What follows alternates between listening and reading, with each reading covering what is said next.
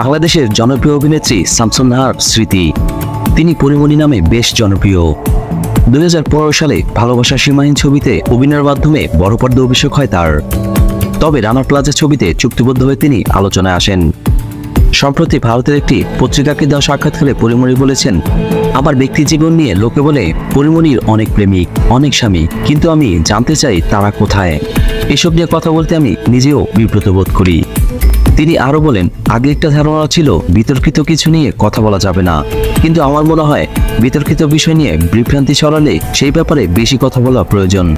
আমি আমার আইনজীবীর সঙ্গে কথা বলেছি, যারা আমাকে নিয়ে ভুল তথ্য দিচ্ছেন তাদের চিহ্নিত করে আইনি পদক্ষেপ নেব। এক প্রশ্নের জবাবে পরিমণি বলেন, সবাই কারো না কারো কথা শুনে কাজ করে, কিন্তু আমার মনে হয় ব্যক্তি স্বাধীনতা থাকা উচিত।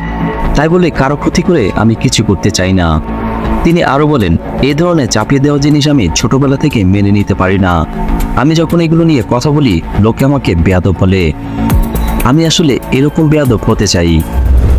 যদি নিজের মতো করে বাঁচতে চাই তাহলে বেয়াদব হতে হবে আমাকে, আর তাতে আমার কোনো অসুবিধা নেই। পরিমণি তার কথাতে কি বোঝাতে চেয়েছে সেটা পরিষ্কার হয়নি। সামনের দিনগুলোতে হয়তো আমরা জেনে যাব এই কথাগুলোর অর্থ। সে অপেক্ষাতেই রইলাম আমরা। ভিডিও ভালো লাগলে অবশ্যই লাইক দিবেন। পরবর্তী ভিডিওগুলো পেতে অবশ্যই চ্যানেলটি সাবস্ক্রাইব করে রাখবেন।